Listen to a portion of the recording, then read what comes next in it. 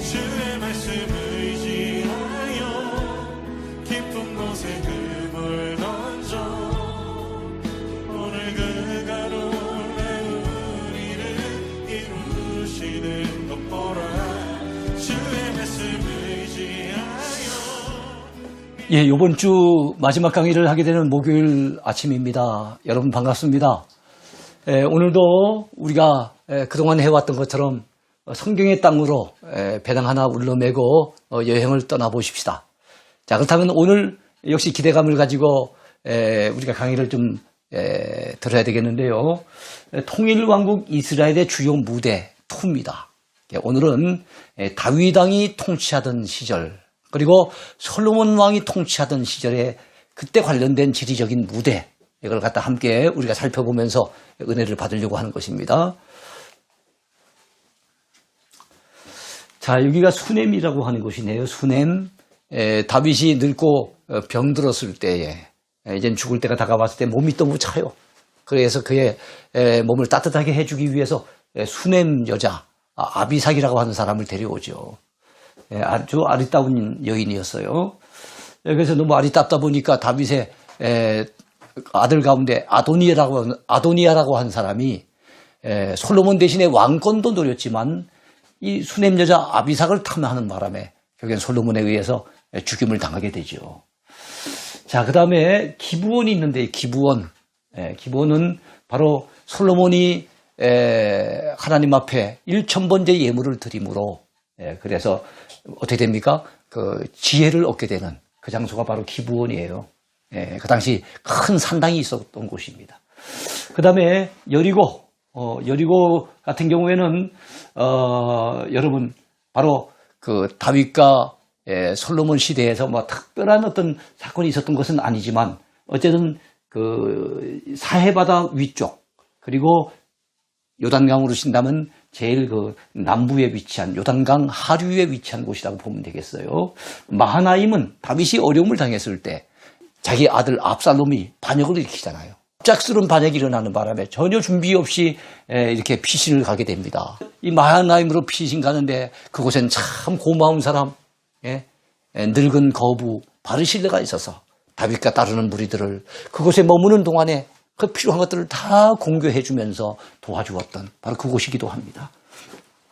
자, 그리고 예루살렘은 다윗 때부터 시작해서 이제 계속해서 통일왕국의 이스라엘의 수도이면서 남북이 갈려졌을 땐 남유다의 수도가 됐던 곳이에요. 그리고 베들레헴은 다윗 왕의 고향입니다. 가드의 오베데돔의 집에 법궤를 모셔오는 과정 속에 3개월 동안 잠깐 거기 오베데돔이 법궤를 모시는 가운데 하나님 앞에 큰 복을 받았던 곳입니다. 헤브론은 다윗이 원래 그 유다지파 출신 아닙니까?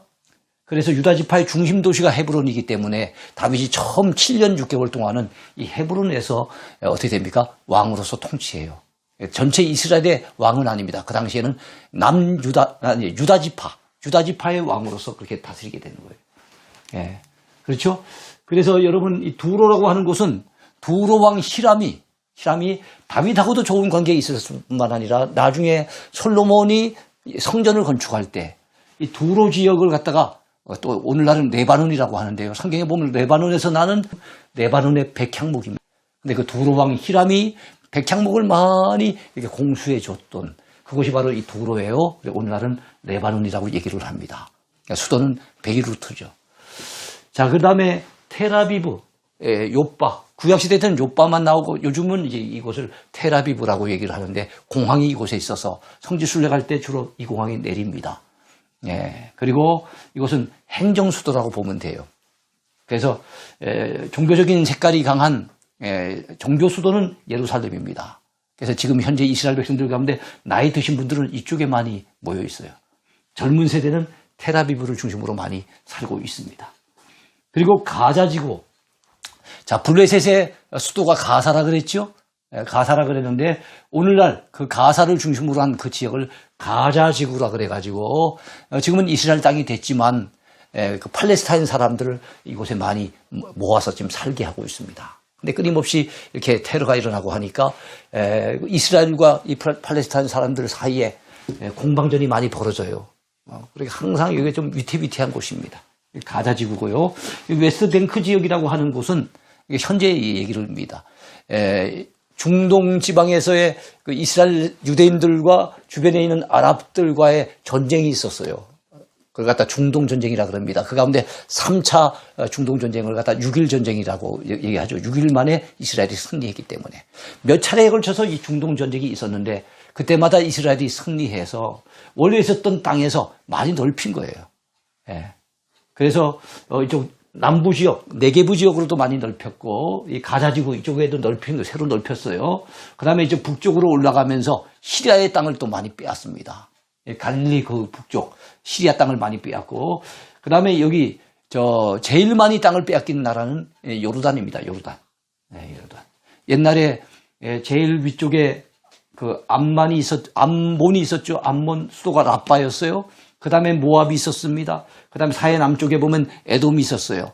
그래서 암몬과 모압과 에돔을 합쳐서 요즘에는 요단강 건너편에 있는 나라, 요단강과 관련이 있기 때문에 요르단이라고 얘기합니다. 요르단. 그래서 이 요르단의 땅이었는데 이 땅을 대다수가 요르단의 땅이었는데 그 당시 중동 전쟁 때 빼앗긴 거예요. 그래서 이스라엘 땅에 들어온 것을 웨스트 뱅크 지역이라고 얘기를 해요.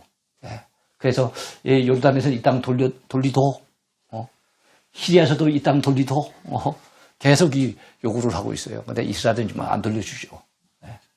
왜냐하면 전략적으로 너무 중요한 위치이고 중요한 땅이기 때문에. 다윗이 블레셋 망명에서 돌아온 뒤 머무른 헤브론. 헤브론은 블레셋 망명에서 돌아왔어요. 그때 유다 지파, 그래서 자기 팔이 안으로 굽는다고 참 사울왕 시대 때도 유다 지파 사람들은 항상 다윗에게 힘을 북돋아주고 그랬거든요. 그래서 헤브론 돌아갔더니 헤브론을 중심으로 해서 유다 지파 사람들이 다윗을 옹립해서 나중에 왕으로 모시게 되고 7년 6개월을 헤브론에서 다스리게 되는 거예요. 자, 헤브론은 유다 지파의 중심 도시 기억하시기 바라요. 다윗이 유다 지파의 왕이 된 후에 이곳에서 7년 6개월간 다스립니다. 사울의 아들 이스보셋. 자, 사울이 죽었어요. 근데 베냐민 지파에서는 사울왕이 계속 하고 있다가 사울왕이 죽게 되어지니까 그 왕을 완전 뺏기고 싶지 않잖아요. 그래서 사울왕의 세 아들은 죽었지만 살아남아 있는 아들 이스보셋을 왕으로 옹립한 거예요. 그래서 여러분 유다 지파를 제외하고 다른 지파들은 여전히 이스보셋을 갖다 지금 옹립하는 입장이고 유다 지파는 다윗을 옹립해서 그러니까 사울이 죽고 난 다음에 바로 다윗이 전체 이스라엘의 왕이 되지 않았어요. 7년 6개월 동안에는 유다 지파만의 왕이 되고 그동안은 계속 이스보셋의 세력과 다윗의 세력이 서로 쟁패를 벌이게 된 거예요. 그런데 사울의 집은 점점 약하여 가고 다윗의 집은 점점 강하여 가고 성경은 그렇게 얘기합니다. 자, 그래서 사울의 아들 이스보셋을 따르다가 다윗에게 돌아온 사람이 있어요. 다윗에게는 군대 장관이 누굽니까? 요압이죠. 우리로 친다면 국방부 장관 같은 사람 요압이에요. 그렇다면 이스보셋에서 그 역할을 했던 사람이 누굽니까? 아브넬입니다. 근데 나중에 아브넬이 이스보셋에게 실망해서 다윗에게로 돌아와요. 그리고 다윗은 기꺼이 반갑게 그를 맞이해 줍니다. 그런데 요압이 아브넬을 죽이는 거예요. 왜 죽였을까요? 자기 동생 아사헬이라고 하는 동생이 있어요. 자기 막내 동생인데 과거에 아사헬이 바로 이 아브넬 때문에 죽었던 구원, 옛날 그 원한 때문에 죽이려고 시도를 한 겁니다. 또 아브넬에 대한 견제 때문에 아브넬이 이스보셋 밑에서 군대 장관을 했잖아요. 요즘 우리 신당 국방부 장관을 했는데 혹시 다윗 왕의 신임을 받으면 어떡할까 하는 이런 견제 때문에 또 그를 죽이기도 했어요. 안타깝죠. 자, 다윗이 새로운 수도를 정한 예루살렘입니다. 다윗이 여부스 사람, 여부스 족속은 가나안 7족속 중에 하나예요. 그런데 가장 마지막까지 가나안 땅에서 여러분 이스라엘 백성들이 점령하지 못하고 있었어요. 그랬던 여부스 족속, 그 예루살렘은 그 해발이 800m가 넘는 아주 높은 고지대거든요. 그러니까 그걸 공격하기가 쉽지 않은 곳이에요. 그것을 갖다가 쳐서 결국엔 예루살렘을 점령한 사람이 다윗입니다.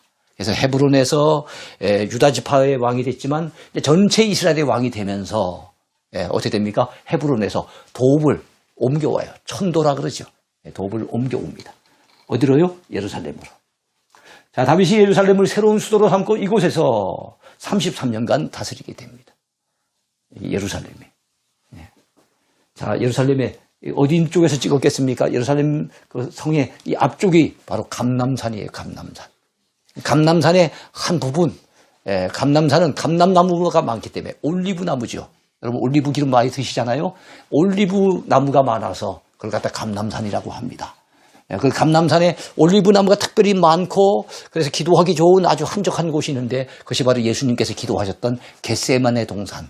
겟세마네 동산도 따로 있는 게 아니라 감람산의 일부라는 거 여러분 알아두시면 되겠어요. 자, 법궤를 3개월 모셨던 가드. 누구의 집입니까? 오베데돔의 집이죠. 자, 오랫동안 기자지아림에 머물던 법궤를 예루살렘으로 모셔오려고 하다가 우사가 죽는 충격을 당한 다윗은 가드 사람 누구의 집으로요? 오베데돔의 집으로 법궤를 메어가게 합니다. 자, 하나님께서 이게 그 가드예요, 가드.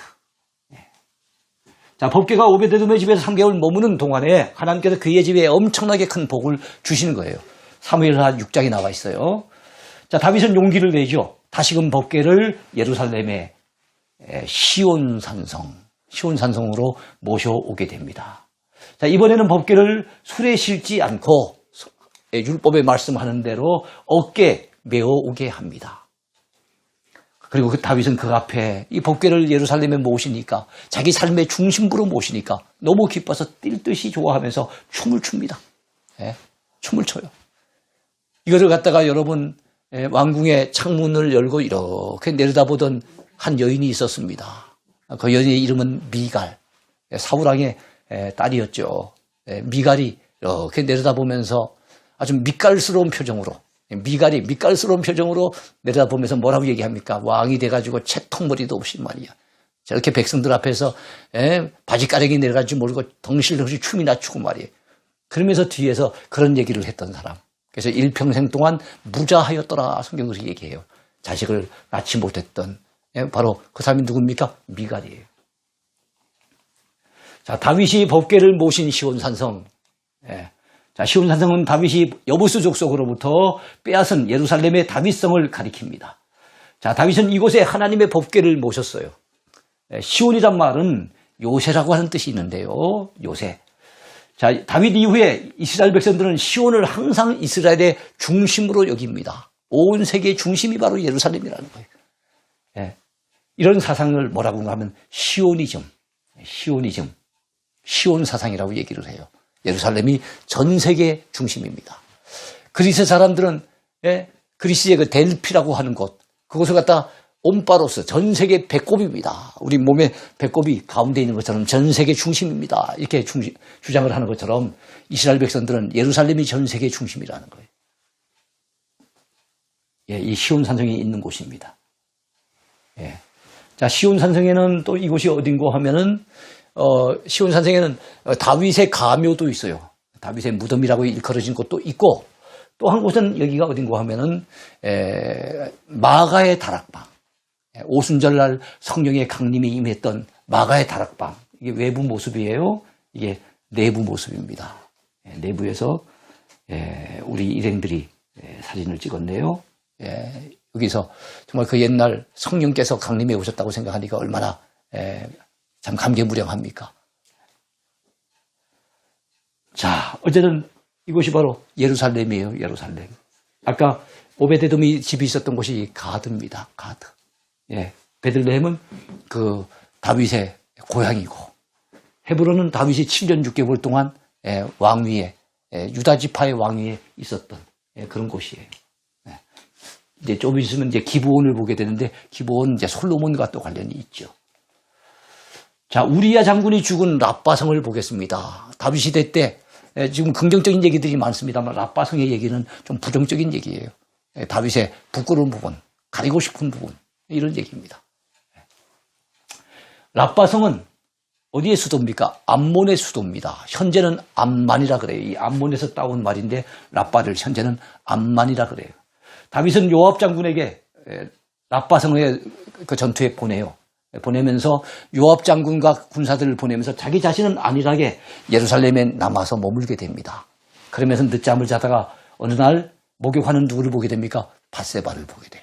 그래서 밧세바와 범죄하게 된 이 사건이 바로 그 랍바성의 전투가 한참 치열하게 진행되고 있을 때 일어난 일입니다. 그 랍바성의 전투에는 누구도 나가 있습니까? 밧세바의 남편 우리야 장군도 나와 있어요. 나가 있는데 아주 충성스러운 사람이에요. 다윗은 밧세바의 범죄를 가리기 위해서 우리야 장군에게 특별 휴가를 주어서 오게 만듭니다. 그러나 우리야 장군은 자기 아내 밧세바에게 들어가지 아니하고 결국에는 돌아가지요.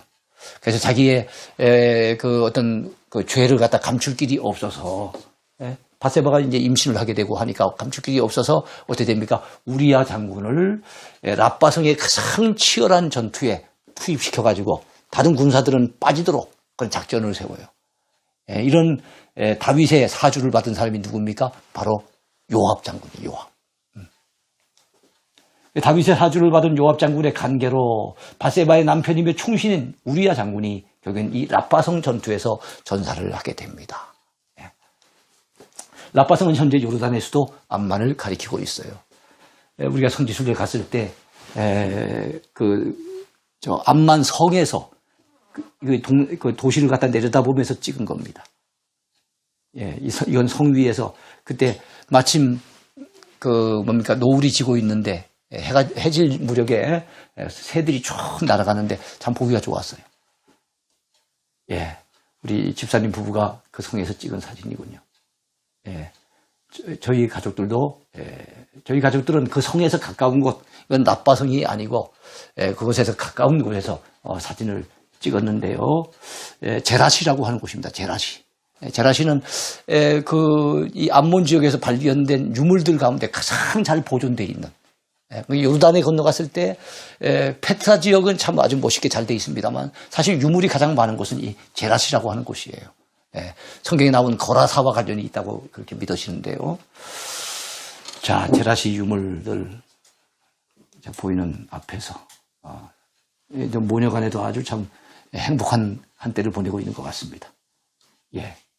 자, 거기 그 유물들 앞에서 우리가 쭉 길다랗게 손에 손을 잡고 사진을 찍었던 것 같아요. 어쨌든 이 제라시에는 아주 많은 유물이 남아 있었습니다. 시간 때문에 제가 사진을 충분하게 소개해드리지 못합니다. 다윗이 피난길에 머물던 마하나임. 다윗은 누구의 반역이 일어납니까? 압살롬. 자기 아들이 아버지를 몰아내고 자기가 왕이 되겠다고 반역을 일으켰으니 아마 그 당시에 갑자기 피신을 가면서 몸도 육체적으로 많이 힘들었지만 더 힘든 건 아마 마음이 아니었겠는가. 내 아들이 반역을 일으켜서 완전히 이건 배은망덕도 이런 배은망덕이 없는 거잖아요. 그러니까 너무 마음이 아팠을 거예요. 요단강을 건너 어디 갑니까? 마하나임의 당도를 하게 되는데 마침 그곳에는 마하나임의 늙은 부자 누굽니까? 바르실레가 온갖 정성을 다하여 다윗과 그 따르는 일행을 맞이하면서 공개를 한 거예요. 얼마나 고마운지. 그러니까 이 다윗은 죽음의 순간에도 그 옛날 자기가 어렵고 힘들었던 순간, 압살롬의 반역 때문에 급히 피신을 갔던 그 힘들었던 순간에 자기 있는 재산을 다 털어가지고 자기 일행을 갖다가 다윗 왕의 일행을 공개해 주었던 이 바르실레의 그 고마움, 그걸 잊지 못하는 거예요. 우리도 산호라면 여러분 고마운 사람들이 있잖아요. 이 세상에 자수성가한 사람은 없다라고 하는 말이 있어요. 미국의 유명한 철공왕이라고 하는 카네기가 했던 말입니다. 자수성가하는 사람은 없다. 이 말은 그 사람이 혼자 고생해서 뭘 하는 것 같아도 그 주변에 누군가가 있어서 누군가의 도움 없이 자기 혼자만 가지고 이 땅에서 사는 인생은 없어요. 마찬가지로 다윗도 고마운 사람들 많았겠죠. 그런데 마지막 죽음의 순간에도 기억나는 가장 고마운 사람이 바로 이 바르실레라는 거 생각해보면 우리는 참 바르실레 같은 사람이 되어야 되지 않겠는가 또 생각을 해보고 또 다윗처럼 바르실레 같이 그렇게 고마운 사람이 있었다면 마지막 죽음의 순간에도 그 은혜를 잊지 않는 그 다윗과 같은 그런 마음의 태도 이것도 참 우리가 가져야 될 부분이 아니겠는가 생각을 해보면서 저도 목회하면서 고마운 분들이 있잖아요. 그런 분들이 있어서 옆에 도와주기 때문에 제가 오늘까지 이렇게 목회를 해온 것이 아니겠습니까? 저 혼자 신분 가지고 뭘 할 수 있겠어요? 첫 번째는 하나님의 은혜로 지금까지 살아온 세월들이었고 두 번째는 주변에 도와주는 분들이 그때그때마다 있어서 오늘까지 제가 목회해 올 수 있었습니다. 여러분들도 아무쪼록 이 바르실레 같은 사람들이 주변에 많이 있기를 위해서 기도하시기 바라고, 또 바르실레 같이 고마운 분들이 있거든 여러분 절대로 그분들의 은혜를 잊지 마시길 바랍니다. 자, 여기가 마하나임이에요. 마하나임이라고 하는 곳은 사실 야곱이 씨름하던 그 야복강, 거기서도 그리 멀지 않은 곳입니다. 다윗의 세 용사가 길어온 베들레헴 우물물. 자, 베들레헴은 다윗의 고향 동네죠. 그러면서 또 다른 사건과도 관련이 있는데요. 다윗이 블레셋 군대와 한참 전투를 하고 있을 때 블레셋 사람들이 어디에 진을 치고 있었습니까? 다윗의 고향 동네인 베들레헴에 진을 치고 있는 거예요. 그런데 다윗은 옛날 어린 시절이 생각이 나는 거예요. 어린 시절에 자기가 자주 물을 먹었던 그 우물이 저기 많이 보이는 곳에 있는데 거기에 지금 베들레헴에 블레셋 사람들이 진을 치고 있으니 들어갈 수는 없고, 야, 저기 우물물 한 잔 마셨으면 좋겠구나. 아, 너무 목이 마른데 참, 그래서 옛날 그 좋았던 시절을 갖다 기억하면서 그냥 입버릇처럼 한마디 한 것인데 주변에서 이것을 듣고 있었던 용사가 있었어요. 그 세 용사. 다윗의 주변에는 아주 훌륭한 용사들이 참 많았죠.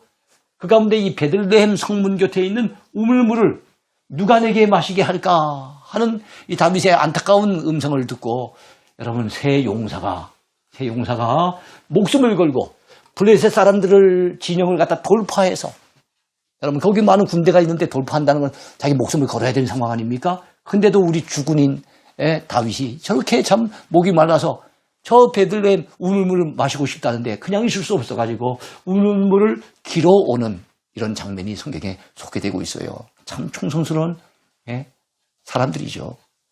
이런 삶이 있었기에 다윗이 다윗 될 수 있었던 거예요. 이 세상에 혼자 살 수 있는 인생은 없어요. 그래서 이런 말도 있지 않습니까? 빨리 가려면 혼자 가고 멀리 가려면 함께 가라 그랬어요. 아프리카의 격언입니다. 우리는 인생길, 머나먼 길 걸어가려고 한다면 바쁘게 빨리 걷는 게 중요한 것이 아니라 함께 걷고자 하는 마음, 이게 참 필요한 것 같아요. 그래서 어떤 일이든 간에 다윗 왕은 뒤늦게 후회를 하면서 내가 왜 그런 말을 내뱉었던 거, 이 사람들이 그리까지 갈 줄 미처 생각은 못했던 거예요. 근데 얼마나 충성스럽게 목숨 걸고 그리 뛰쳐 들어가가지고 그 물 길어오는 것을 보면서 이런 목숨을 걸고 갔던 사람들의 피가 아니니까 이게 물이 아닙니다. 이 사람들이 목숨 걸고 들어갔으니 이건 피와도 같습니다. 어찌 내가 저들의 피를 마실 수 있겠습니까? 그러면서 마시기를 즐겨하지 않고 우물물을 하나님께 부어드린 거예요. 하나님이 받으시옵소서. 참 이런 충성하는 참 그 용사들도 대단하고 그들의 충성스러운 모습을 보면서 야, 내가 이건 마실 것이 아니구나. 이걸 깨닫는 다윗 왕의 깨달음도 참 높이 살만할 것 같아요. 자, 다윗에게는 이런 충성스러운 동지들이 있었어요. 그래서 우리가 아는 바로 그 다윗이 된 거예요. 그렇습니다. 나라가 어려울 때는요, 참 이런 충성스러운 인물들이 많이 필요해요. 기독교에는 국경이 없지만 기독교인에게는 조국이 있다, 이런 말이 있잖아요. 그렇지 않습니까? 우리는 국경이 없어요. 기독교인 국경이 없어서 저 땅끝까지 저 남미 있는 사람들도 우리는 복음 전하기 위해서 선교해야 되고, 저 아프리카 주민들이 필요하다면 거기다가 예배당도 지어주고 그들에게도 복음 전하지 않습니까? 어느 곳에 있든지 간에 우리는 형제처럼 여기면서 그들에게 그리스도의 사랑으로 갖다가 여러분 함께하고 도와주고 하는 것이 마땅한 일이에요. 그러는 우리들이지만, 그래서 국경이 없지만 그럼에도 불구하고 기독교 신자인 우리에게는 조국이 있어요. 나라가 잘 되기를 위해서 기도해야 되고, 정말 나라를 위해서 정말로 우리가 필요할 때는 내 한 몸 바치고자 하는 마음도 필요한 거지요. 도산 안창호 선생은 얘기했습니다. 당신은 하루에 5분간만이라도 나라를 생각해 본 적이 있는가? 그랬어요. 그래서 참 바쁘게 살던 우리 하루에 5분 아마 나라 생각 못하고 지날 때도 있을지도 모르겠어요. 그래서 우리가 새벽마다 기도할 때 항상 나라를 위해서 우리 기도해야 될 줄로 믿습니다. 여러분, 이 다윗 왕의 충성스러운 이런 그 용사들을 보면서 우리 대구 지방에 가까운 팔공산이 생각이 났어요. 팔공산의 옛 이름은 공산입니다. 우리 역사 속에 공산 전투는 굉장히 유명한 전투예요. 삼국시대가 있었죠. 그리고 이제 후삼국시대가 오지 않습니까? 여전히 신라는 남아있고 백제 가운데는 후백제가 생겨가지고 거기 견훤이라고 한 사람이 거기서 힘을 발휘하고 있고, 그다음에 후고구려도 생겼지요. 거기는 왕건이라는 사람이 있었어요. 그래서 후백제와 후고구려의 군사가 바로 이 공산전투, 팔공산의 공산전투에서 치열하게 맞붙었습니다. 누가 이겼을까요? 견훤이 이겼습니다. 견훤이 이겨가지고 여러분 이 후고구려 군사들이 왕건의 지금 상황은 굉장히 참 위기 상황에 몰려 있는 거예요. 이랬을 때 여러분 왕건의 휘하에 있는 장군들이 죽으는 살아야 됩니다. 죽으는 살아야 됩니다. 그래가지고 여러분 왕건이 입고 있는 왕의 복을, 왕의 옷을 신순겸 장군이 갈아입습니다. 그래갖고 왕건은 오히려 일반 병사들처럼 꾸며가지고 그래서 뒷산으로 갔다 도망을 치게 하고, 그래서 왕건을 대신해서 장렬하게 거기서 전사했던 사람이 누굽니까? 신순겸 장군이에요. 그리고 신순겸 장군뿐만 아니라 그때 8명, 신순겸을 포함한 8명의 공신이 정말로 자기의 목숨을 바쳤어요. 그래서 8명의 공신과 관련이 있다 그래서 공산이 이제 팔공산이 된 거예요. 그래서 뒷산으로 갔다가 막 열심히 도망을 치던 왕건이 이제는 후백제의 군사가 더 이상 따라오지 아니했어요. 그래서 아이고 이제는 안심을 하고 이제 다리를 좀 폈던 곳이 어딘가 하면 안심이라고 하는 곳입니다. 지금 대구에 가보면 대구에 안심이라고 하는 역이 있어요. 그 안심이 바로 그 왕건이 도망치다가 마음에 안심했던 곳이라고 해서 안심이다 그러고, 그 안심에서 조금 더 가다가 하늘을 쳐다봤더니 하늘에 반달이 떠 있는 거예요. 그래서 그곳 이름을 그 이후에 반야월이라고 이름을 붙였다 그래요. 반야월. 그래서 안심, 반야월, 팔공산 이건 다 역사적인 그 어떤 뭡니까? 그 이름을 붙이게 된 배경이 있는 겁니다. 특별히 왕건과 관련이 있는 거예요. 왕건 밑에도 그런 8공신이 있었고, 그리고 순신금 장군 같은 그런 희생적인 사람이 있었기에 왕건이 나중에는 힘을 비축해가지고 결국에는 후삼국을 통일해서 고려를 창건하지 않습니까? 혼자 하는 게 아니에요. 다 이런 분들이 있어서 그렇게 되는 겁니다. 자, 지금 이제 이게 베들레헴이네요. 베들레헴. 우물물이 있는, 베들레헴 우물물이 있는 바로 그곳입니다. 자, 다윗 왕의 품에 안겼던 수냄 여자 아비삭. 다윗이 늙었을 때 이제 몸이 참 차가워지죠. 그래서 이불을 덮어도 따뜻하지 않습니다. 이스라엘의 아리따운 처녀 가운데 누구를 택합니까? 수냄 여자 아비삭을 데려와서 다윗 왕을 시중들게 했어요. 수냄. 자, 이게 지금 수냄 지역입니다. 아름다운 동리 같아요. 자, 이게 수냄이죠. 수냄. 갈릴리에서 그렇게 갈릴리 바다에서 먼 곳은 아닌 것 같습니다.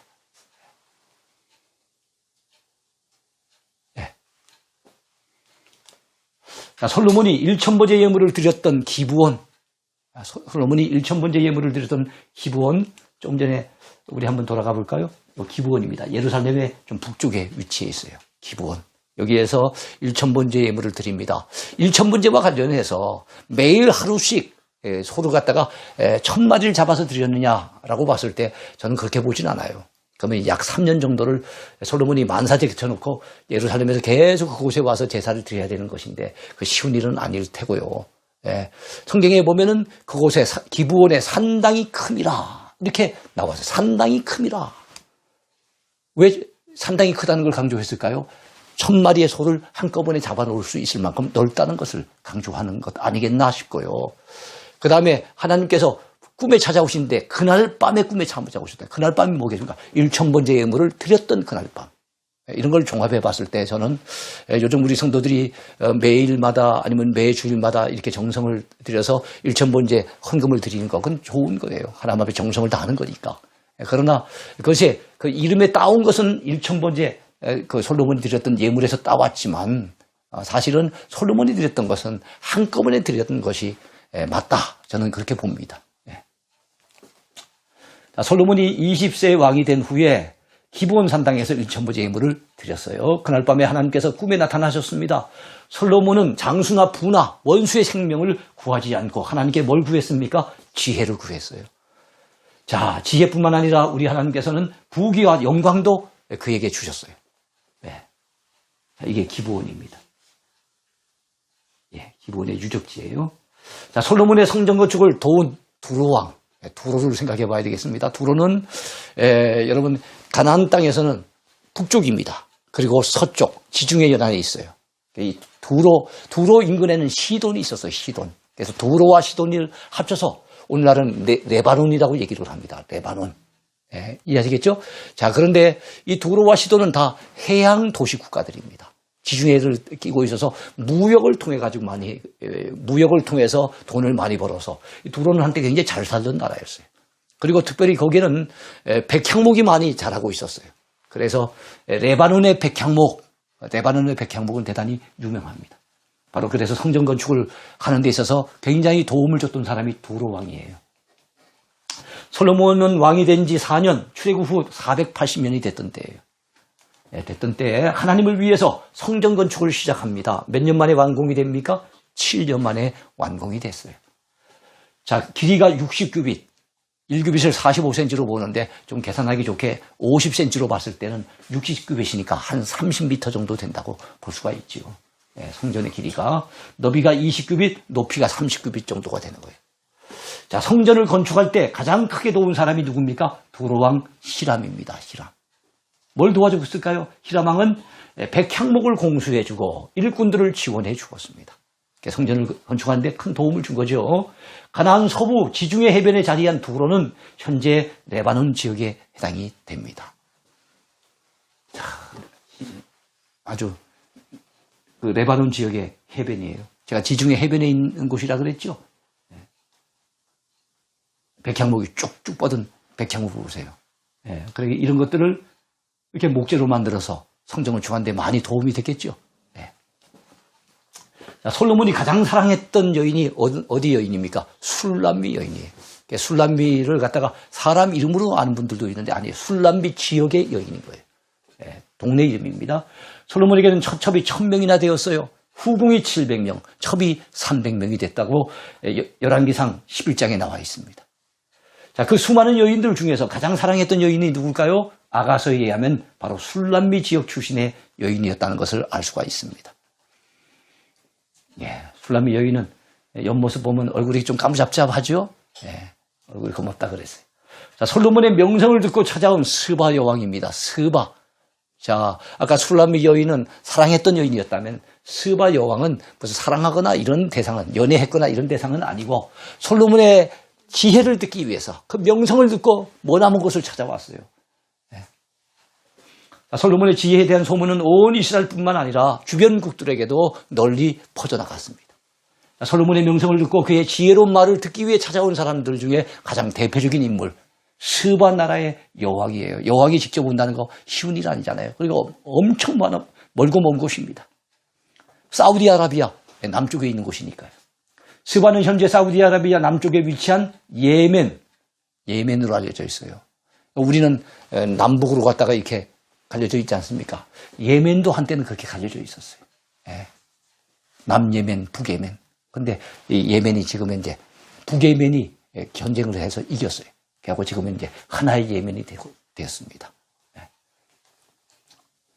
자, 머나먼 곳에서 지금 찾아오는 모습이에요.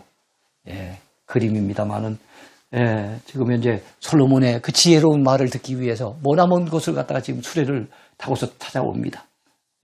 찾아와서 지금 솔로몬 왕과 대화하는 스바 여왕을 볼 수가 있어요. 그림이지만 잘 그렸죠? 자, 이게 스바의 해변 지역입니다. 스바 해변하면 이건 홍해바다. 그러니까 사우디아라비아 남쪽에 있고 그 바로 예멘이라고 하는 곳 밑에 바로 홍해바다가 펼쳐져 있으니까. 지금까지 보았던 스바가 어디 있을까요? 지금 여기 이스라엘 땅 아닙니까? 이 팔레스타인 땅이고, 여러분 이게 홍해지요?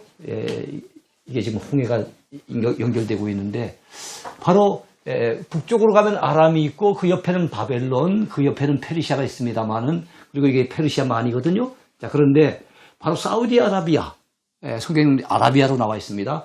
이 사우디아라비아 밑에 보면은 옛날에 스바라고 하는 나라가 있는 거예요. 그게 오늘날의 예멘이라고 하는 나라입니다. 예멘.